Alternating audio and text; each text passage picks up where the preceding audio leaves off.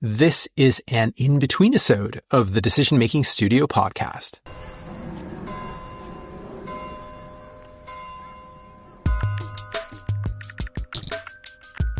Happy New Year. I'm Ben Catania, and this is the Decision Making Studio podcast, and this is an in-betweenisode, which is basically a few minutes of me talking about something. And this one is all about uncertainty. And right now, a lot of us will be thinking about the coming year with hope, excitement, but perhaps with a little bit of fear, a little bit of anxiety, and uncertainty features in all of that. And I've worked with decision-making under uncertainty in various forms for about 2.5 decades, and I've come to the following conclusion. Uncertainty is about emotion. And any attempt to shun that fact, especially if we use complex maths or models or other things like that, leads to poor decisions. And the reason why is that it's quite natural for us humans to dislike uncertainty. In fact, it's been shown in some experiments that most of us would prefer a certain negative outcome than the mere possibility of one.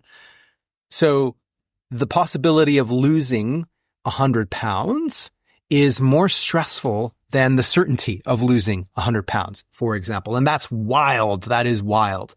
And uncertainty causes anxiety and fear. It's also related to hope and excitement, and its presence in every endeavor. And I want to delve into a few things that will focus us on getting a little bit better at uncertainty. And I think this is a great way to start 2025. We often embark on this forced game of make-believe. If you work in a large organization, for example, just about every large organization pretends that uncertainty doesn't exist. And there are a lot of incentives to do that. Companies, for example, set budgets, revenue projections. They launch big programs, they make commitments and contracts, all as if the outcomes were certain. And we come across this in our societies as well. Things like the Sustainable Development Goals, net zero targets are a part of that. It's prevalent in every aspect of shareholder capitalism. And governments, of course, do the same thing, although we kind of expect the pretense for the most part. What then ensues are behaviors designed to hide the fundamental truth that uncertainty is inherent in everything. And when we engage in those pretending behaviors, it's all very unhealthy. It's very maladaptive, and we can do better. And this Inbetweenisode will offer some ways to do that. It's based on the most recent edition of our newsletters. Now, of course, I don't expect you or I to change many of the deep-seated structural challenges that we face that causes all of this. However, there are a few things that we can all do, that you can do, to befriend uncertainty and, as a consequence, to feel calmer and more confident about uncertainty. And these are things that work for teams as well. These are things that work for me, and God knows I need that because I certainly overthink things, and anxiety certainly is not something that is foreign to me in the slightest. All of that starts with a recognition of the emotional pull of uncertainty. And I'm going to offer some things around that. But first, let's clarify something. There's uncertainty, and then there's uncertainty.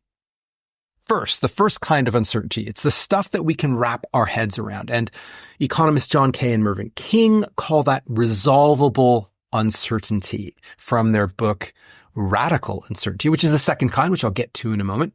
But resolvable uncertainty is all the stuff that we can assign probabilities to, or we can use some simple or complex models to forecast, estimate. This is tricky because it's imperfect, like weather forecasts, for example, but we can work with it. And even the most advanced kind of risk management deals exclusively with this type of uncertainty, not the other kind.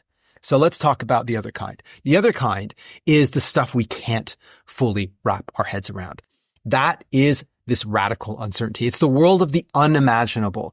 And you might hear the term deep uncertainty to describe that. It's the stuff that we don't know and we can't really estimate. There's too many variables that interconnect. The impact on climate change on, say, a specific part of the world at a specific time, or predicting geopolitical events. Those are examples of that. But predicting human behavior in many ways also are examples of that. We can't predict human behavior with any perfect level of certainty. We've all been here before, of course. There's Nassim Taleb's Black Swan, which you might have heard of, or Donald Rumsfeld's Unknown Unknowns all over again. But I think it's far, far more basic than that. If we zoom out and just consider that we don't and we can't know everything that there is to know, it starts to make sense. Again, uncertainty is inherent in everything, and life wouldn't be worth living if it wasn't. So just imagine if we knew everything there was to know. That is an absurd thought. But don't worry. There are always things we cannot know and cannot estimate, and that's a beautiful thing. A sense of wonder we might feel when we get curious or when we experience awe. That's uncertainty weaving its magic. Increasingly, it's the radical kind of uncertainty that we and our organizations face. But the pretending continues. That continues with things like AI and fancy quantification, which is useful until it isn't. And more often than not, I see attempts to quantify the shit out of everything. And when I see that, I don't see super sophisticated, smart quantification of uncertainty. I see fear and I see self-soothing behavior. We do ourselves and our organizations a big help if we changed our relationship with uncertainty. And if you follow me and if you know of my work, I always start things out with good questions. So I'm going to offer 3 sets of really good questions to help us do that. So, number 1, first question. How much would I be willing to bet? Now, as an aside, this is not a question for those with gambling addictions, but this is one that I borrow from poker champion and decision scientist Annie Duke after she made her first appearance on my podcast. Thinking probabilistically, right? Thinking about probabilities is useful, but I also find that's hard to make real for people. I always hear things like, well, the weather forecast was wrong because it said 20% chance of rain, but it still rained. Which of course does not necessarily mean that the weather forecast was wrong, but it's really challenging to wrap our heads around probabilities, especially because emotions are involved. So the question about would I be willing to bet or how much would I be willing to bet really sharpens the focus because it unlocks, I think, a lot of the emotion associated with the decision because one starts to ponder what might happen if things don't work out as planned. And it prompts a few good follow-up questions. Should I be betting? Do I know everything I can know? What's the range of possible outcomes? Because there's no single possible outcome. There's a range. Can I even get more information if I don't know everything I need to know? And who can I turn to help? The basic tenets of thinking probabilistically aren't that difficult, although we can make them difficult if we want to.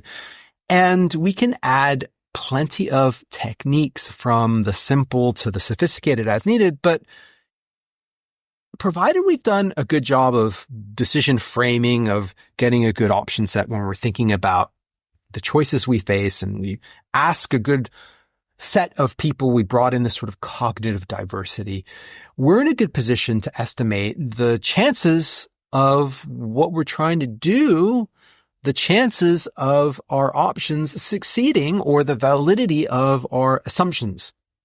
So that's good. Really good place to start. But of course, things may still not work out, or they might work out better than we imagined. It might be dumb luck, but it also might be because we're dealing with something we haven't fully understood and can't really put into probabilities. Which brings me to a quote that I love from marketing guru Rory Sutherland from his book Alchemy.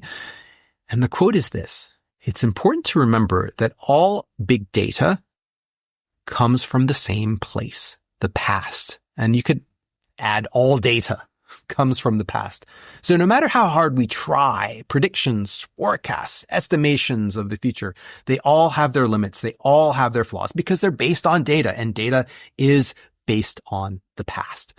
So there are two other types of questions that are very, very useful to ask. So the next set is, what else could happen? And one of the most fun and powerful things to do is to consider possibilities that aren't on the table. And this ought to be a creative exercise. There are always multiple futures out there. There isn't necessarily one future path. And a great technique is the use of scenarios or alternative futures analysis.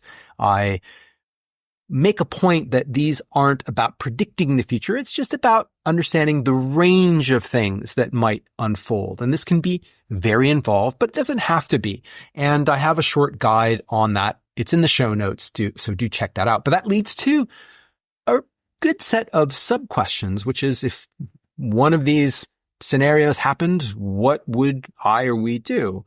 Or what are the signs that would cause us to pivot, to exit the path that we're on? Or what are the things that we should be doing now? Because regardless of how the future may unfold, these would be helpful things. That's a really good exercise to be thinking about and to getting into the habit. That last question, what are the things we should be doing now because they'd help us regardless of how the future might unfold? So all of that really helps. All of that gets us along a very desirable path. But I get now to the final set of questions that help us tap into the beauty of uncertainty. And those questions are, what if and why not? And this is where I think a shift happens. This is where that fear can turn into excitement, where we can open up the wonder and awe that uncertainty holds. So it really starts with a basic idea that so much is unknowable until we try things. And in the systems thinking space, you will hear a word that comes out a lot. That word is called emergent. And that simply means that stuff emerges in ways that we cannot have predicted beforehand simply by trying things, simply as the parts in a system interact. These things emerge, and then we can make sense of those things.